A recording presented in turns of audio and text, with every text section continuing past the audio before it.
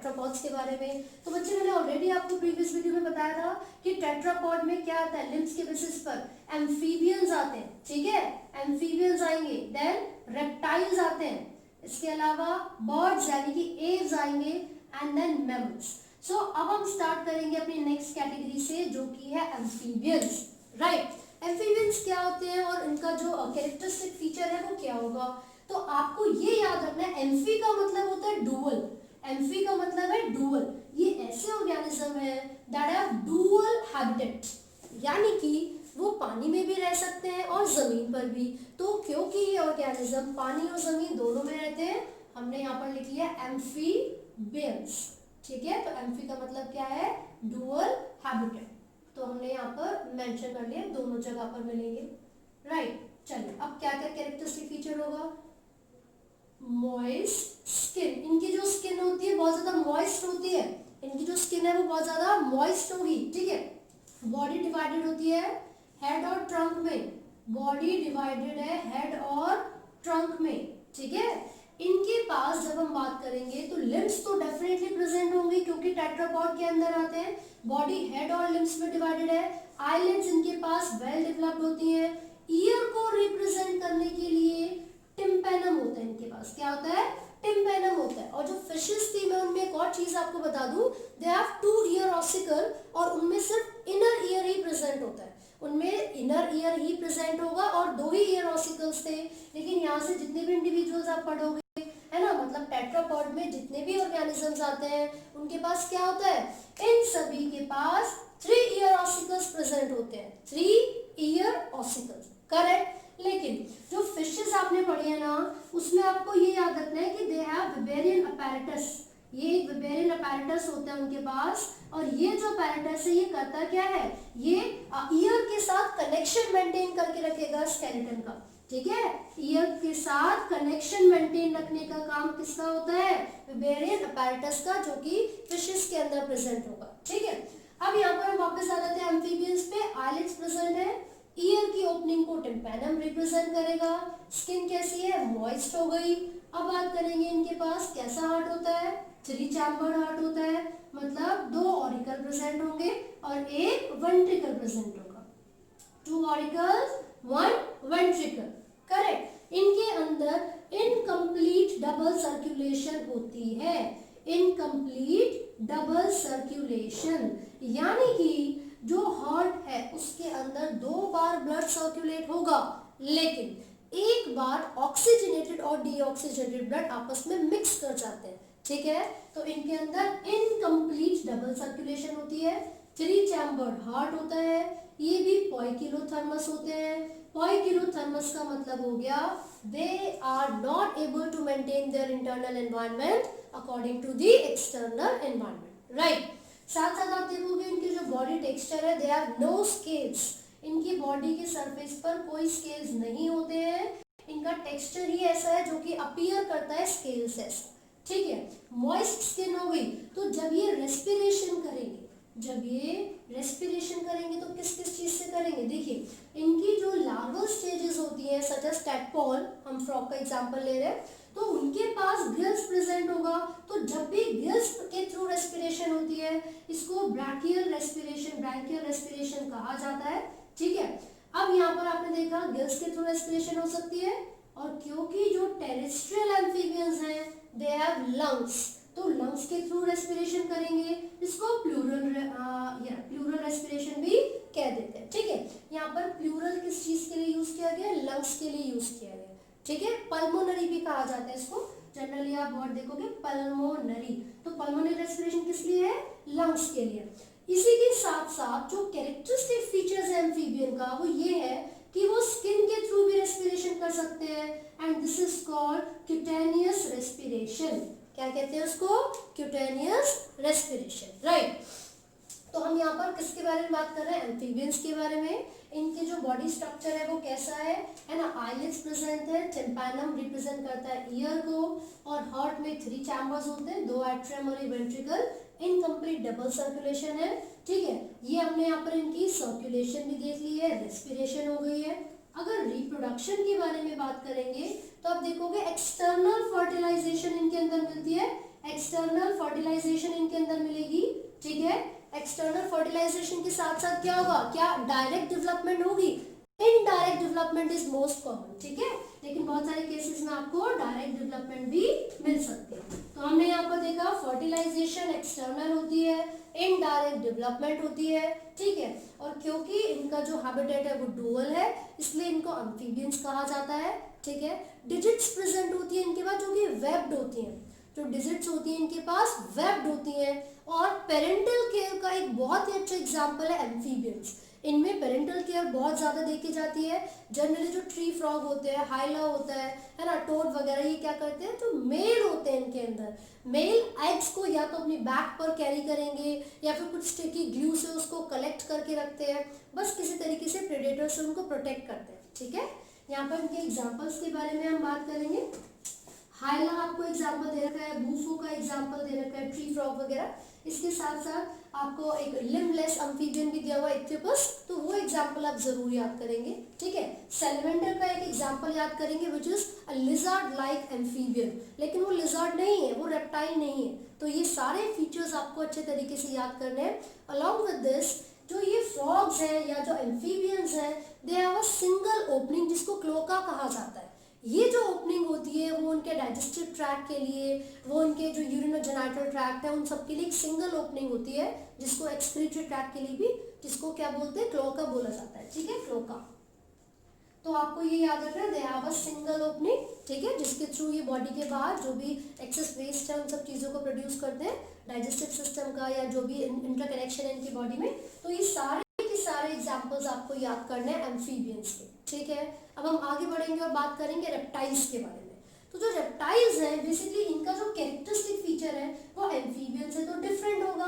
वो ये है that these organisms are more adapted to terrestrial habitat, यानी कि जो एम्फीबियंस होते हैं वो जमीन पर ज्यादा कंफर्टेबल है ना। तो जो इवोल्यूशन चल रहा था उसके रिजल्ट में भी देखा गया, जो एम्फीबियंस हैं वो पानी से जब टेरेस्ट्रियल में आके रहना स्टार्ट कर दिया ज़्यादा से ज़्यादा, तो इवोल्यूशन के रिजल्ट में रेप्टाइल्स की फॉर्मेशन हुई। और जो रेप्टाइल्स और एम्फीबियन के एग्स का जो डिफरेंस है वो बहुत इंपॉर्टेंट है। आपको ये याद रखना है कि एम्फीबियन के जो एग्स होते हैं these are smaller and sticky, जो कि सनलाइट में ड्राई अप कर जाते हैं बहुत जल्दी। लेकिन जो रेप्टाइल्स हैं उनके जो एग होते हैं वो थिक शेल्ड होते हैं और वो जल्दी से ब्रेक नहीं करते हैं, ठीक है। तो चलिए अब हम बात कर रहे हैं किसके बारे में, रेप्टाइल्स के बारे में। तो रेप्टाइल्स कैसे ऑर्गेनिजम्स हैं, क्रॉलिंग, रेंगने वाली या फिर क्रीपिंग लिखा होगा, ठीक है। ये क्या करते हैं, क्रॉल या क्रीप करते हैं। ड्राई एंड कॉर्निफाइड स्किन इनकी होती है, ड्राई एंड कॉर्निफाइड स्किन, ठीक है। इनकी बॉडी पर स्केल्स प्रेजेंट होते हैं विच आर शार्प, है ना, ऐसे डैगर टाइप्स इनके बॉडी के सरफेस पर स्केल्स प्रेजेंट होते हैं, आप ऑब्जर्व कर सकते हो। ओपनिंग इनके पास, ईयर की जो ओपनिंग है वो रिप्रेजेंट की जाती है बाय टिम्पैनम या टिम्पैनिक मेम्ब्रेन, उसको बोलते हैं, टिम्पैनम से आप रिप्रेजेंट करते हो, ठीक है। और इनके पास एक लॉन्ग स्टाउट होती है, लॉन्ग स्टाउट होती है इनके पास, ठीक है। इसी के साथ आप देखोगे तो इनके पास 3 चैम्बर्ड हार्ट है, 3 चैम्बर्ड हार्ट है, मतलब 2 ऑरिकल हो गए, एक वेंट्रिकल हो गया। But there is an exception which is crocodile, उसके अंदर 4 चैम्बर्ड हार्ट होता है, इनके पास 4 चैम्बर्ड हार्ट होता है। तो इनके अंदर नॉर्मली जो सर्कुलेशन देखी जाती है वो इनकम्प्लीट डबल सर्कुलेशन होगी, इनकम्प्लीट डबल सर्कुलेशन, राइट। लेकिन क्योंकि क्रोकोडाइल में 4 चैम्बर्ड हार्ट है तो उसमें क्या होता है, कंप्लीट सर्कुलेशन होती है, कंप्लीट सर्कुलेशन होती है। डाइजेस्टिव सिस्टम इनके अंदर बहुत अच्छे से डेवलप्ड होता है, इंडिविजुअल ओपनिंग इनके पास प्रेजेंट होते हैं। साथ ही साथ अगर आप रेस्पिरेशन के बारे में बात करेंगे, since these individuals are well adapted to the terrestrial habitat, तो उनके पास लंग्स प्रेजेंट होंगे और लंग्स की मदद से ही ये रेस्पिरेशन करेंगे, जिसको हम क्या कह सकते हैं भाई, लंग्स के लिए भी हमने टर्म पढ़ा था पल्मोनरी रेस्पिरेशन, ठीक है। चलिए हम आगे बात करते हैं। तो इनमें स्नेक्स वगैरह भी आते हैं, है ना। तो होता ये है, टॉर्टोइज हो, स्नेक हो, जनरली स्नेक की मैं बात कर रही हूँ, they shed their body skin, time to time उनकी जो बॉडी की स्किन है वो क्या होती रहती है, वो रिप्लेस होती रहती है, and this process is called ecdysis. इस प्रोसेस को हम क्या बोलते हैं, एक्डाइसिस। इसका मतलब है replacement of the skin, replacement of the skin.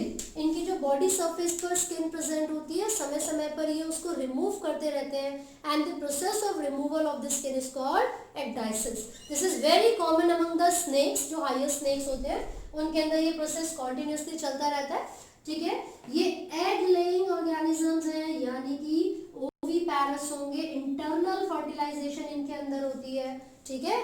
तो फर्टिलाइजेशन इंटरनल है तो डेवलपमेंट डायरेक्ट होगी, ठीक है। तो यहाँ पर हमने इनके बारे में पढ़ा डायरेक्ट डेवलपमेंट। इसी के साथ इसके जो एग्जांपल्स है बहुत सारे याद करने हैं। नाजा आपको किसका एग्जांपल दिया हुआ है? स्नेक का, कोबरा का एग्जांपल है, टॉर्टोइस दे रखा है, कैमेलियन दे रखा है, ठीक है। इसके अलावा बहुत सारे एग्जांपल्स है जो आपकी एनसीईआरटी में गिवन है। अगर आप वो सभी एग्जांपल्स भी बहुत अच्छे से कर लोगे so it will be more than enough. क्योंकि देखिए 4 ऑप्शंस आते हैं। अगर आपको ये क्वेश्चन दिया गया है that which of the following is not categorised under reptiles, ठीक है, तो अगर आपको उसमें से कोई 3 एग्जांपल्स भी अच्छे तरीके से याद होंगे तो वो बहुत आसान होगा आपके लिए चौथे एग्जांपल को सेलेक्ट करना, करेक्ट। तो इसलिए आप एटलीस्ट एनसीईआरटी के तो सारे ही एग्जांपल्स बहुत अच्छे तरीके से याद करें, क्योंकि उसके बाहर से कोई बहुत ज्यादा ऐसा कॉम्प्लिकेटेड क्वेश्चन नहीं आएगा जो कि कभी आपने पढ़ा ही ना हो, राइट। तो यहाँ तक आप अच्छे से करेंगे। अब हम बात करेंगे किसके बारे में? एव्स यानी कि बर्ड्स के बारे में। तो जो एव्स हैं यानी कि जो बर्ड्स हैं, इस क्लास की कुछ ना कुछ तो खासियत होगी, अलग से इसको कैटेगराइज किया गया है ना। तो एव्स की कैरेक्टरिस्टिक फीचर ये है कि इनके पास एक तो विंग्स प्रेजेंट होते हैं, फेदर्स जिसको आप बोलते हो, और दूसरा बीक, ठीक है। तो हम एव्स के बारे में बात कर रहे हैं। तो इनके क्या क्या कैरेक्टरिस्टिक फीचर्स हैं? They have flight adaptation. क्या अडैप्टेशन है इनके अंदर? उड़ने की, यानी कि दे हैव फ्लाइट अडैप्टेशन, ठीक है। लेकिन यहाँ पर कुछ फ्लाइटलेस भी तो बर्ड्स होते होंगे। तो कीवी का आप फ्लाइटलेस बर्ड्स में एग्जांपल लेते हो, ऑस्ट्रिच का भी आप उसमें एग्जांपल लोगे, ठीक है, because of the heavy weight. तो जो ऑस्ट्रिच है वो उड़ नहीं पाते। इसके साथ अगर हम बात करेंगे तो आप यहाँ पर देखोगे इनके पास बीक प्रेजेंट होती है ना। तो जो बीक है वही इनका काम करेगी किस चीज के लिए? किसी भी चीज को पिक करने के लिए, ठीक है। इनके पास फेदर्स प्रेजेंट होते हैं जो कि इनकी बॉडी के टेम्परेचर को मेंटेन करने में हेल्प करेंगे। हालांकि ये जो ऑर्गेनिजम्स होते हैं ये होम्योथर्मस होते हैं। इसका मतलब होता है कि इनके अंदर एबिलिटी है, they have the ability to maintain their internal environment, ठीक है, to maintain their internal environment. तो ऐसे ऑर्गेनिज्म जिनके अंदर इंटरनल एनवायरनमेंट को मेंटेन करने की एबिलिटी होती है उसको होम्योथर्मस कहा जाता है, यानी कि वार्म ब्लडेड, यानी कि वार्म ब्लडेड, करेक्ट। अब ये जो ऑर्गेनिज्म है ताकि ये इजीली फ्लाइट कर सके, उड़ सके, they have some specialised muscles, ठीक है।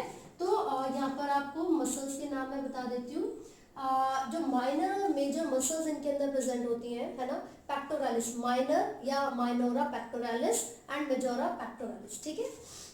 उसको आप पेक्टोरालिस, माइनोरा एंड मेजोरा, ठीक है। These are the specialised muscles जो कि किस चीज में हेल्प करेंगी? फ्लाइट अडेप्टेशन के लिए इनको एबल करवाती है, सक्षम बनाती है। तो ये जो मेजोरा है ना, ये उनको नीचे आने में, और जो माइनोरा है वो ऊपर लिफ्ट करने में हेल्प करती है, ठीक है। तो pectoralis, majora and minora, these are the flight muscles which are found in the birds. इसके साथ साथ आप देखोगे इतने आसानी से इतनी ऊंचाई तक उड़ने के लिए वजन कम होना जरूरी है। तो इनके पास जो हड्डियां होती है, जो बोन्स होती है, वो होलो बोन्स होती है, जिसको कहा जाता है न्यूमैटिक बोन्स, जिसको कहा जाता है न्यूमैटिक बोन्स, राइट। और इनकी पूरी बॉडी की सरफेस पर कोई भी ग्लैंड प्रेजेंट नहीं होता except the oil gland at the base of tail. तो इनकी जो टेल है उसके बेस पर ऑयल ग्लैंड प्रेजेंट होगा, उसके अलावा इनकी बॉडी सरफेस पर कोई भी ग्लैंड प्रेजेंट नहीं होते हैं। तो आपने अगर ऑब्जर्व किया वो अपनी बीक को पीछे की तरफ लेके जाते हैं, टेल के बेस पर प्रिक करती हैं और अपने जो पंख है उसके ऊपर फेरती हैं। ऐसा क्यों? क्योंकि जो ड्राइनेस होती है उनकी फेदर पे, पंख पे उड़ते उड़ते उस ड्राइनेस को ठीक करने के लिए, ठीक है। तो यहाँ पर हमने किसके बारे में बात की? एव्स यानी कि बर्ड्स के बारे में बात की है। अब इनके डाइजेस्टिव सिस्टम के बारे में अगर मैं बात करूं तो आप देखोगे इसमें 2 एडिशनल स्ट्रक्चर्स होते हैं, एक है क्रॉप और एक है gizzard. They have additional structures in their digestive system, वो है क्रॉप और गिजार्ड। क्रॉप स्टमक की तरह एक्ट करेगा, यानी कि स्टोरेज एंड फंक्शन। इसका फंक्शन क्या है? स्टोरेज। और जो गिजार्ड है वो इंटेस्टाइन की तरह, गट की तरह काम करता है और ग्राइंडिंग करने में हेल्प करेगा, राइट। तो आपको याद रखना है कि क्रॉप और गिजार्ड दो एडिशनल चैम्बर्स होते हैं किसके डाइजेस्टिव सिस्टम में, बर्ड्स के डाइजेस्टिव सिस्टम में, ठीक है। इसी के साथ मैं आपको बता दूं, ये जो फिशेस हमने देखी थी ना, जो एक्सक्रीशन की बात होती है तो वो अमोनिया को प्रोड्यूस कर रही है, तो वो अमोनोटेलिक हो गई। जब हम एम्फीबियंस के बारे में बात करते हैं, if these organisms are producing uric acid तो यूरिकोटेलिक बोलते हैं। तो एक्सक्रीशन में बेसिकली आपको याद रखना है, यूरिया प्रोड्यूस करने वाले ऑर्गेनिज्म को यूरियोटेलिक, यूरिक एसिड प्रोड्यूस करने वाले ऑर्गेनिज्म को यूरिकोटेलिक कहते हैं। तो बच्चे इसमें बहुत कंफ्यूज होते हैं। यूरिको इज फॉर यूरिक एसिड, जैसे मैं बर्ड्स की बात करूं तो ये यूरिकोटेलिक है क्योंकि ये यूरिक एसिड को प्रोड्यूस करते हैं, ठीक है। अब जो ह्यूमन की यानी कि मैमल्स की बात करो कि जनरली यूरियोटेलिक, यानी कि वो यूरिया को प्रोड्यूस करते हैं, राइट। तो जो रेप्टाइल्स हो गया है ना, ये सारे जो एग्जांपल्स हैं, जो किस किस तरीके से कौन कौन से नाइट्रोजनियस वेस्ट को प्रोड्यूस करते हैं वो आपको जरूर पता होना चाहिए, ठीक है। So the birds are uricotelic, uricotelic, ठीक है। इसके साथ साथ आप देखोगे इनके पास जो लंग्स हैं, these are associated with the air bladder, इनके पास जो लंग्स होते हैं वो जुड़े हुए होते हैं एयर ब्लैडर के साथ, जो कि ब्रीदिंग में, रेस्पिरेशन में इनको बहुत अच्छे तरीके से हेल्प करेगी, रेस्पिरेशन में हेल्प करेगी, ठीक है। तो यहाँ पर इनके पास क्या है, लंग्स के साथ एयर ब्लैडर है, फ्लाइट मोड के लिए और रेस्पिरेशन के लिए बहुत जरूरी है। ये ऑर्गेनिजम्स क्या होते हैं, फर्टिलाइजेशन इंटरनल होगी, ओविपैरस होते हैं, अंडे देते हैं जो कि फर्टिलाइज्ड एग्स होंगे, राइट। और इनके अंदर जो अगर आप कैरेक्टरिस्टिक फीचर्स के बारे में बात करते हो तो वो दोनों आपको याद रखने हैं। तीन है बेसिकली, एक तो बीक हो गया, एक तो हॉलो यानी कि न्यूमैटिक बोन्स होगी, और तीसरा फेदर्स। तो ये इनके कैरेक्टरिस्टिक फीचर्स हैं जो कि आपको याद रखने हैं। Along with this you are suppose to learn their examples, जैसे कि क्रो हो गया, पावो हो गया, पीकॉक हो गया, ठीक है। तो सारे एग्जांपल्स आपको उनको एनसीईआरटी से याद करने हैं, ठीक है। अब हम बात करें जो नेक्स्ट कैटेगरी है यानी कि मैमल्स, उनके बारे में, ठीक है। जो मैमल्स हैं उनकी क्या कैरेक्टरिस्टिक फीचर है, क्या वो एक स्पेसिफिक हैबिटेट में मिलते हैं, नहीं। सबसे ज्यादा डाइवर्स इंडिविजुअल्स या डाइवर्स कैटेगरी जो है वो मैमेलिया मानी जाती है, और ऐसा इसलिए क्योंकि ये जो मैमल्स हैं ये बहुत सारे अलग अलग हैबिटेट में मिल सकते हैं, केव में मिल सकते हैं, हवा में मिल सकते हैं, पानी में मिल सकते हैं, जमीन पे मिल सकते हैं, राइट। तो they have a diverse habitat, तो इनका क्या होगा, बहुत ही डाइवर्स हैबिटेट होता है, ठीक है। दूसरी चीज, अब यहाँ पर आप देखोगे कि जो मैमेलिया है ये हायर कैटेगरी में से आती है। इनका जो नाम पड़ा है मैमल्स वो इसलिए पड़ा है because they have mammary glands, इनके पास क्या प्रेजेंट होता है, मेमोरी ग्लैंड्स प्रेजेंट होते हैं, ठीक है। इनकी बॉडी हेयरी होती है और एक्सटर्नल ईयर को रिप्रेजेंट करने के लिए इनके पास पिन्ना प्रेजेंट होता है, ठीक है।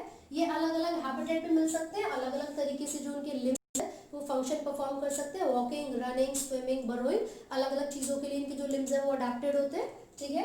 साथ साथ आप देखोगे ये भी अपने बॉडी टेम्परेचर को मेंटेन कर लेते हैं, है ना। तो उसका मतलब है ये भी होम्योथर्मस होंगे, होम्योथर्मस, करेक्ट। अब इसके साथ साथ आप देखोगे इनकी जैसे कि अगर हम बात करेंगे रेस्पिरेशन के लिए, तो क्योंकि ये टेरेस्ट्रियल है तो इनके पास क्या होगा, लंग्स होगा, और लंग्स के थ्रू रेस्पिरेशन कर रहे हैं यानी कि उसको हम बोलेंगे पल्मोनरी रेस्पिरेशन।